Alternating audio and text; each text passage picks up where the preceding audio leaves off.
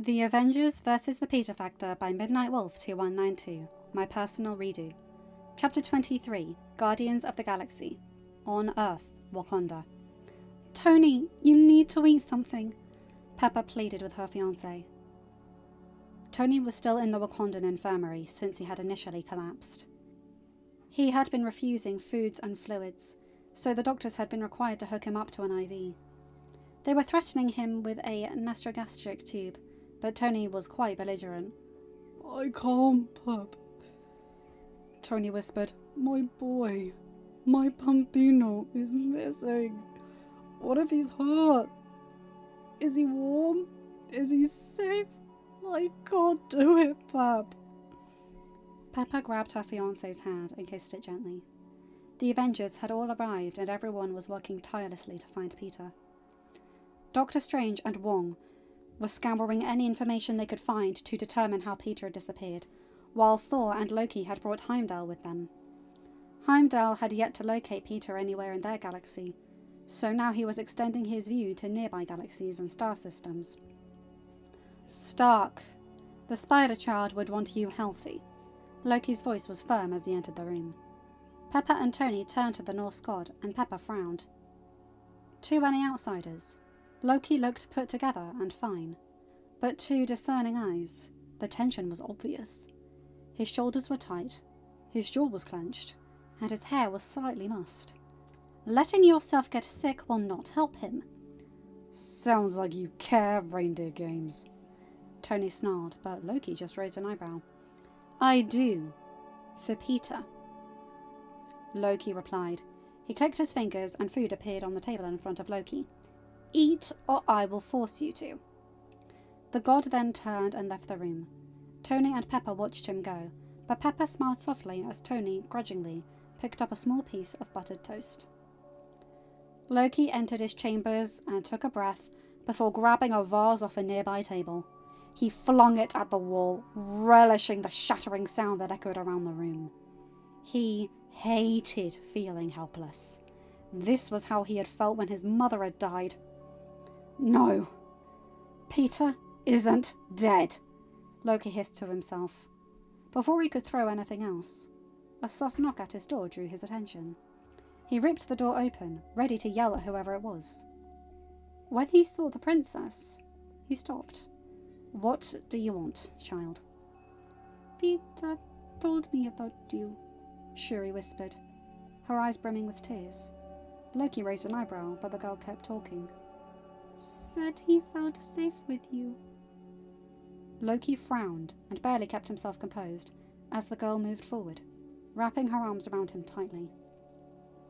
Loki led the sobbing girl into his room and moved her over to the bed. "It's my fault!" Shuri sobbed into Loki's chest. The god was at a loss for what to do, but he knew what Peter would want him to do. He ran a hand over the girl's head and began to hum low in his chest. "Peter went into space because of me.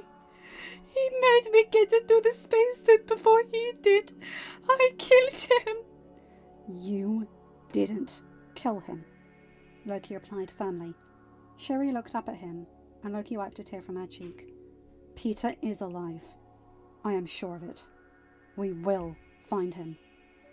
Shuri nuzzled back into Loki's chest and began sobbing again. Loki sent a prayer up to the Norns, essentially begging for them to return Peter to them safely. On Xandar, Peter Quill plus Gamora. "So, you think this kid might be Terran?" Peter commented to Denarian Day as he led Peter and Gamora into the Nova Corps headquarters. "That is correct. Well, at least half Terran. We don't actually know where he comes from," Day explained. "How did you find him?" Gamora asked. Day opened a door for them and led them into a conference room. "Some of the cops were involved in a cross-galaxy chase with a criminal gang of Sha'ari 4 days ago," Day explained as the trio took seats around the table in the room. "We think he was pulled through the jump point by the slipstream of one of the ships. One of the cop ships picked him up and brought him to the Nova headquarters." "Has he said anything yet?" Gamora continued while Peter just looked at Day with a raised eyebrow. "No, he only just woke up a few hours ago. Nova Prime has been sitting with him, but I haven't heard from her or my men yet," Day said. back up a bit, Day, Peter interjected. You said half Terran, right? What's the other half? Possibly Arachne, Day replied, and both Peter and Gamora looked at him in surprise. I know. Strange, but until we can speak to him about it, completely unconfirmed. And what do you want us to do? Gamora asked. We were hoping the Guardians could take him home, Day said, to wherever that may be. We aren't a taxi service, Day, Peter said before Gamora slapped him. Ow! Gamora, what was that for? You said he was a child, Gamora said, and when Day nodded, she turned to Peter. He is a kid, Peter. We're taking him home. Thank you, Day said. He stood and Gamora and Peter copied the action. I'll take you to him. Maybe Nova Prime has gotten more from him. The group walked out of the conference room and down to the medical ward. 2 Nova Corps officers straightened and saluted as Day approached. One leant over and pressed the door to the kids' room as they passed. Nova Prime stood as the trio entered, and Peter and Gamora's gaze were instantly drawn to the tiny figure on the bed. He definitely looked humanoid. Probably a teenager. Definitely not a full adult. With curly brown hair and large brown eyes. Those brown eyes turned curiously on the newcomers with eager curiosity. Welcome, Mr. Quill, Miss Gamora, Nova Prime said as the group entered. The boy was staring at them curiously, and even went so far as to tilt his head slightly to one side. Gamora wasn't inwardly cooing. She really wasn't. Peter and I were just getting to know one another. Peter? Gamora and Quill said in unison, and the boy waved at them. Hi, I'm Peter.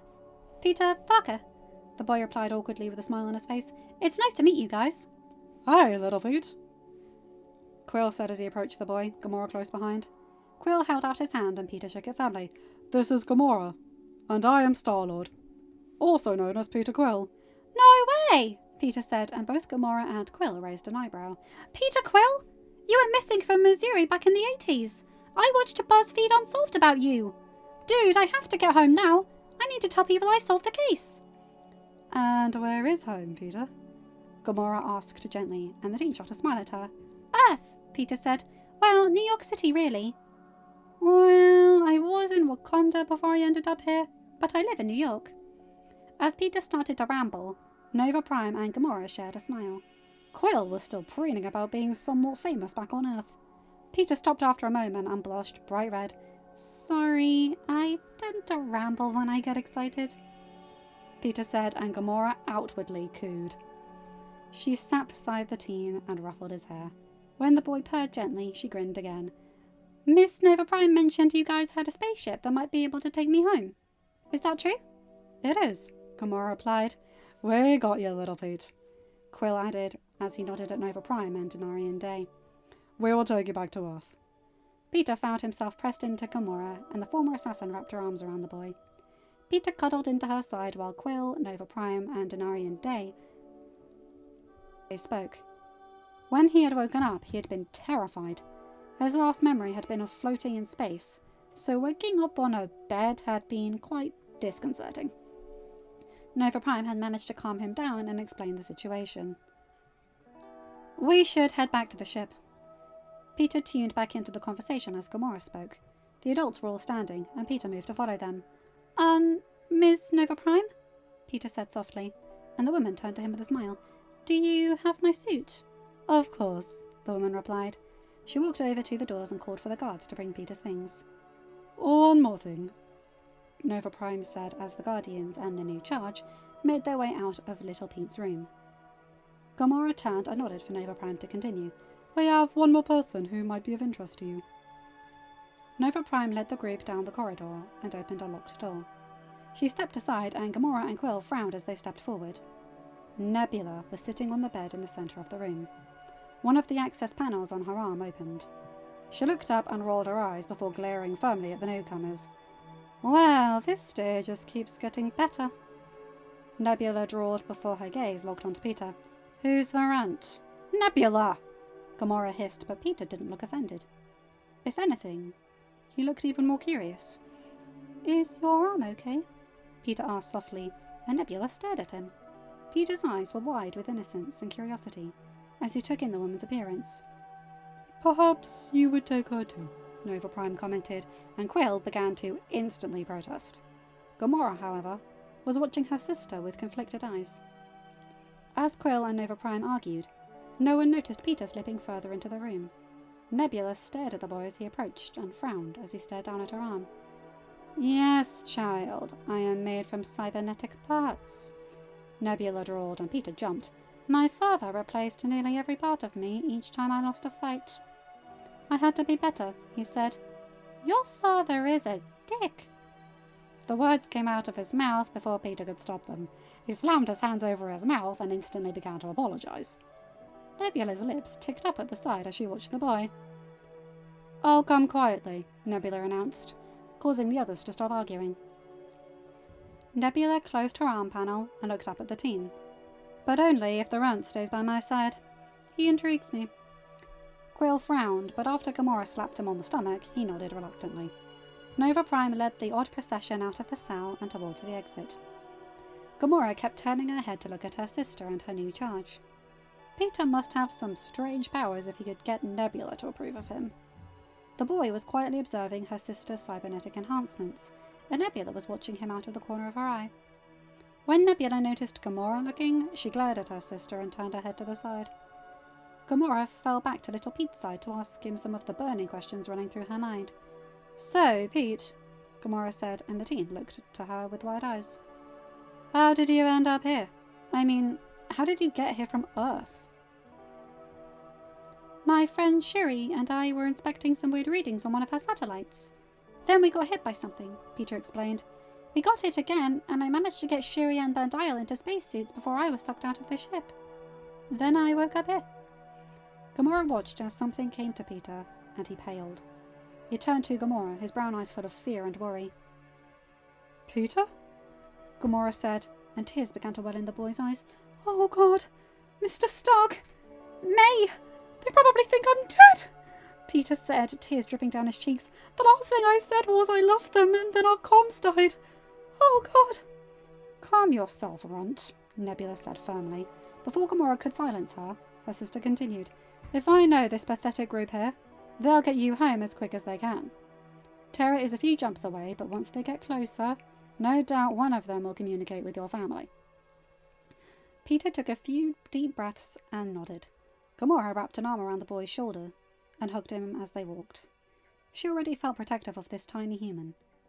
If it was the last thing she did, she'd see him home safe. Mantis and Drax.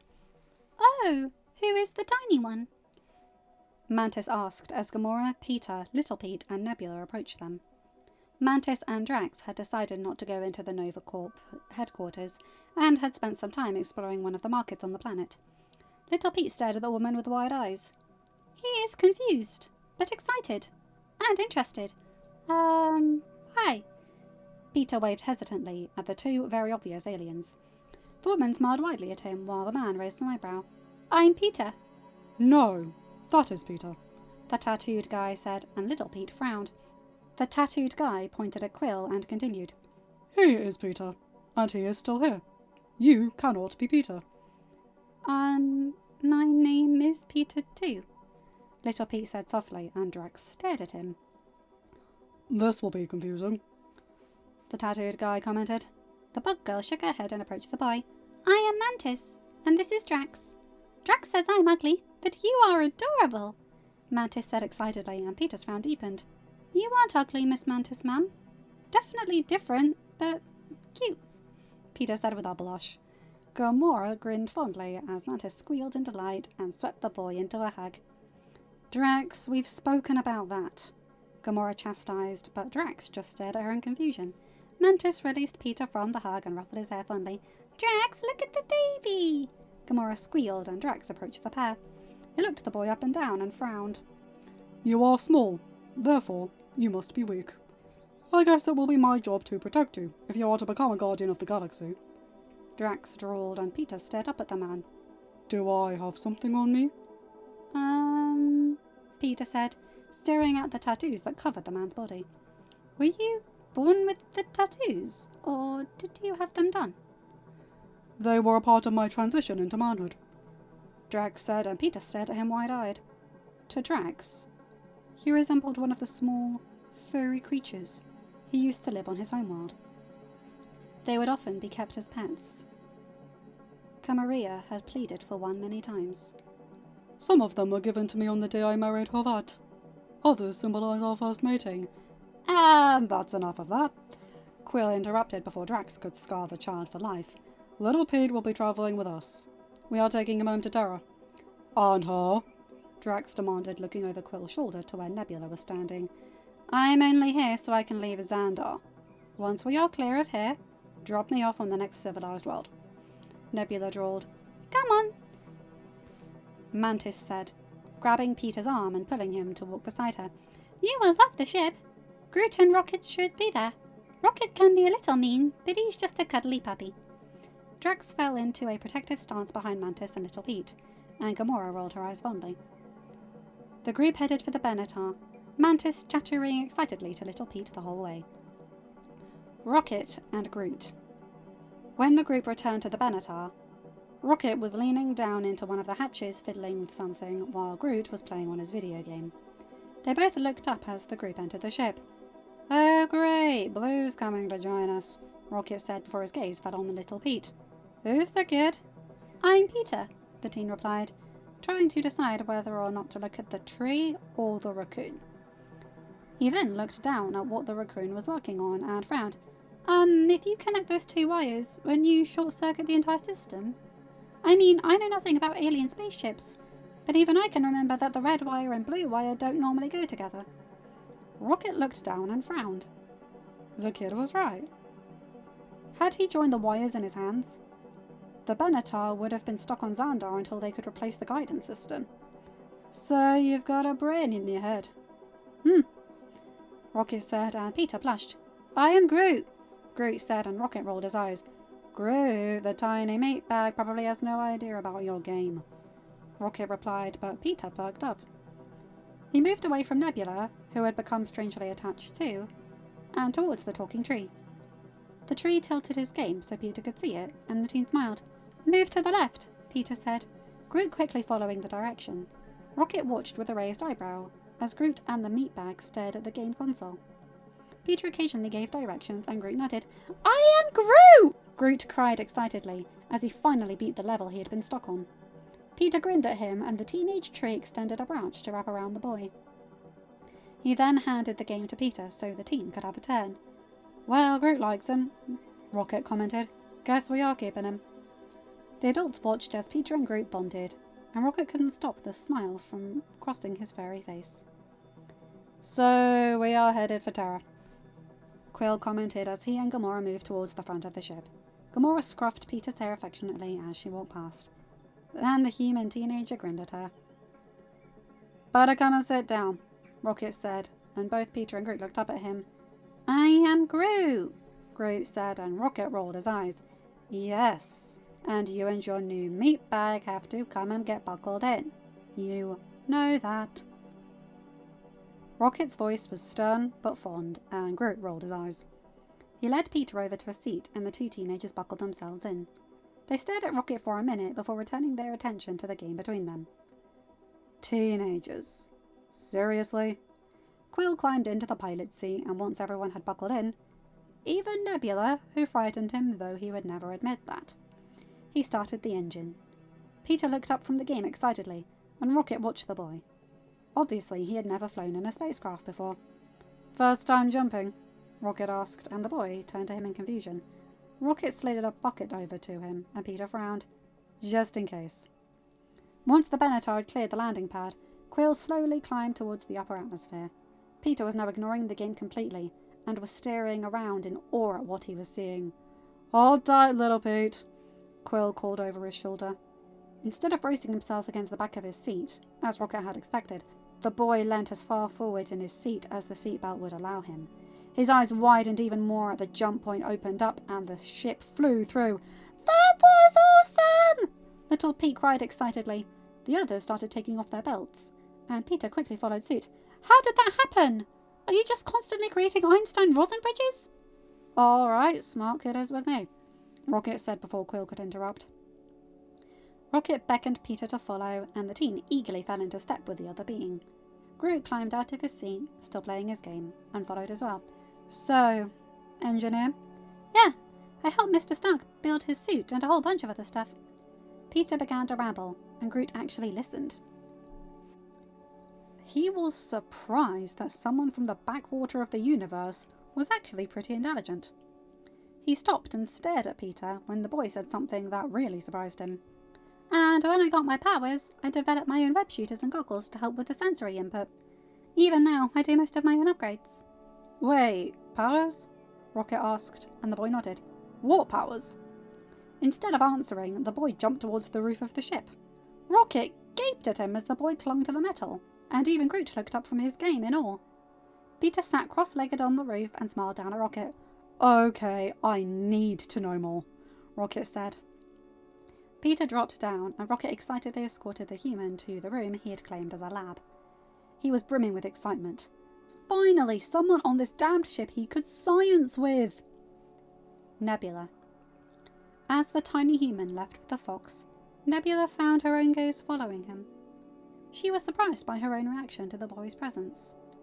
When he had entered her cell on Xandar, she had tried to intimidate him to leave. However, the boy hadn't been moved. He had moved closer to her and tried to check on her. He had even insulted Thanos, one of the most feared people in the galaxy. So, why were you on Xandar? Gamora spoke, and it took everything in her not to sneer at her sister. Look, I am simply curious. I haven't seen you since the whole ego debacle. I was hunting Thanos, but got caught up in some problems with the Nova Corps, Nebula drawled. They were debating what to do with me when the Runt showed up. Before Gamora or Quill could speak, Nebula stood and followed after Peter and the fox. She would rather deal with his wide-eyed curiosity over her sister's pitiful attempts at civility. She found the strange trio in a room that looked like a laboratory. For a moment, Nebula was transported to her childhood memories of her father's workroom, but Peter's soft laugh drew her out of those thoughts. No one ever laughed happily around Thanos. Blue? Rocket said with a nod, once he noticed the woman. Peter looked up at her with a bright smile and beckoned her in. Mr. Rocket was teaching me about the Benatar. You all right? Peter asked as Nebula approached. She looked at him in confusion. So the boy steamrolled on. You were fiddling with the circuits in your arm earlier. Is it bothering you? Why do you care? Nebula snapped, defaulting to her usual tone for whenever someone asked about her upgrades. Because, well, I do, Peter said in confusion. I just worry. It's human. I don't like thinking that you're hurting. You don't even know me, child, Nebula said, and Peter frowned. I might deserve any and all pain I'm feeling. I don't believe that. No one deserves to suffer. Ever. No matter what they may have done in the past, Peter said firmly. Do you want me to have a look? One of my friends has a bionic arm as well, and I help him with upgrades and whatnot. I'm sure yours can't be that different. Nebula could sense Rocket's stern gaze as she moved across the room and sat in front of the small human. She held her arm out for him, and Peter smiled as he carefully opened the access panel. Peter murmured as he picked up one of the tools from beside him. He traced a wire with his eyes before looking up at Nebula. Does your arm hurt? Like, do you feel pain running up the limb? Yes, but I've grown accustomed to it, Nebula answered. Peter actually let out an unimpressed snort. Doesn't mean it has to happen, Peter deadpanned. He grabbed a few more tools and began to work on her arm. Groot and Rocket remained silent as the boy worked on Nebula, and she just watched him curiously. You know, Bucky used to think he deserved his pain. He told me once that the pain was his penance for all the wrongs he did. I told him that was bull. As Peter talked and worked, Nebula listened intently. This boy was too innocent for the world. For any world. He seemed to only see the good in every person. And, for Nebula, someone who was accustomed to violence, derision, and hatred, his outlook was shocking. Despite his innocence, however, there was a pain and age behind his eyes. Nebula was intrigued by the sheer dichotomy of this tiny human. Bucky is getting better. He's learning not to accept the pain and to get help for it, Peter continued. I mean, it's taken ages to get him to listen, but he's getting there. And I don't think you deserve any pain either, Miss Nebula. Nebula stared at the boy as he put his tools down and smiled up at her. How does that feel? Peter asked softly as he closed the access panel. Nebula flexed her fingers and moved her arm. For the first time ever, her arm wasn't hurting. The tingling and sparking she had grown used to had disappeared. The joints were even more fluid. She nodded at the boy, who began to smile even more widely. Better, Nebula replied. She let a small smile cross her face, and the boy laughed. He leant over and wrapped his arms around her, causing Nebula to tense. She had rarely received affection, and never so liberally and without restraint. Carefully, Nebula lowered her arms to embrace the boy. The boy nuzzled into her further, and a warm feeling shot through Nebula's body. Miss Nebula, do you think Mr. Stark, my dad, knew that I loved him? Peter's voice was soft, and Nebula frowned down at him at the question. I mean, I told him, but I don't know if I showed him enough. I mean, he's not really my dad, but I think of him like one. Peter, no one could doubt your feelings for them, Nebula said just as softly. I haven't known you long, but given my life, I've had to learn to judge a person's character quickly. I don't believe anyone could doubt how you feel for them. Peter remained silent, but continued hugging into Nebula. Rocket looked at the woman approvingly, and Nebula just sneered at him. She ran her flesh fingers through the teen's hair and smiled as he purred.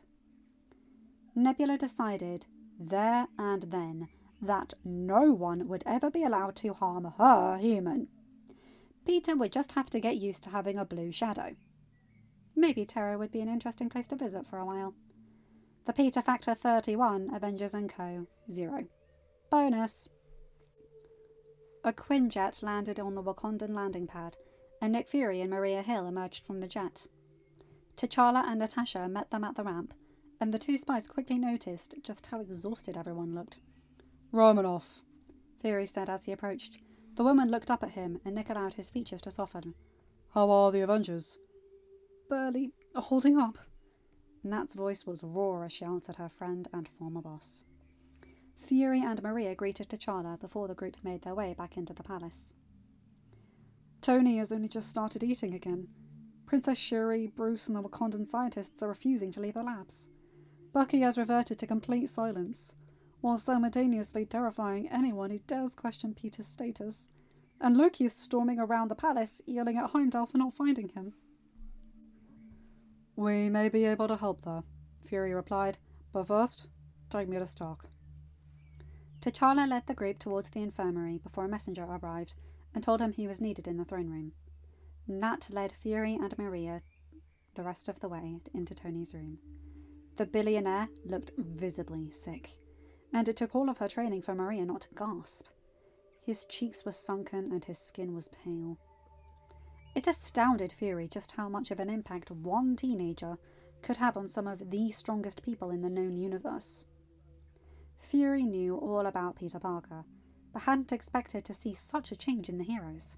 Since the Civil War, Stark had worked hard to truly separate himself from his father's legacy, even more so than before. Fury had noticed the change in him, and had initially attributed that to Miss Potts. However, when reports began to arrive about the emerging hero known as Spider-Man and his connection to Tony, Fury became even more intrigued. Fire up! Tony's voice was hoarse and weak as he looked at the newcomers. Pepper, Colonel Rhodes, Mr. Hogan, and Steve were all sitting in the room with Tony. It looked as though they had arrived in time for lunch. Tony was playing in the food, much to Pepper and Rhodey's chagrin. Sorry, but if there is some world-ending crisis happening, it will just have to wait. We came to help, Fury said, jumping right to the point. Tony appeared to perk up at that. Fury removed a pager from his pocket and handed it to Pepper. A pager? Tony asked incredulously, as the gadget was handed to him. Seriously, Fury, given your line of work, I'd assumed you'd have something a bit more high-tech. You know what they say about assuming. Fury raised an eyebrow and Tony glared. That pager is used to contact one of the most powerful people in the universe. Hopefully, she will arrive soon and can help you find your missing boy. I'm here now. A voice from the doorway had Happy pulling his weapon and Steve jumping to his feet in a protective stance. A woman with long blonde hair was standing in the doorway, observing the scene with a smirk and a raised eyebrow. Who the hell are you? Tony demanded as the woman walked further into the room. She stood beside Fury and fist-bumped the man. Captain Carol Danvers, the woman replied. Rhodey's eyes widened in recognition, and he shot a quick glance at Fury. The other man nodded at the colonel, and Rhodey turned back to the woman. U.S. Air Force, known as Captain Marvel to the people of the galaxy. It's nice to meet you, Pepper said. Fury called, said it was an emergency, Carol said. She looked at Tony and frowned. You'd best fill me in. Before anyone could speak, Thor burst through the doors, sliding to a stop at the foot of the bed. He shot the newcomers a look before fixing his gaze onto Tony. He's found him, Thor panted, and Tony struggled to get into a fully seated position, his eyes glistening with hope. Heimdall has found Peter. End of chapter. Hi guys, hope you enjoyed that one. Long one, that one, but I really like it. I love how Peter just sees people as they are and doesn't judge. And the fact that the most innocent sunshine child puppy of a human ever to be born called the Mad Titan a dick. Ah! You get 'em, baby spider. Show them what your mama spider's been teaching you. Anyway, you guys know the drill. Like, comment and subscribe and hit that bell to get notified whenever I upload a new video. Have a good day, night, or whatever time zone you're in.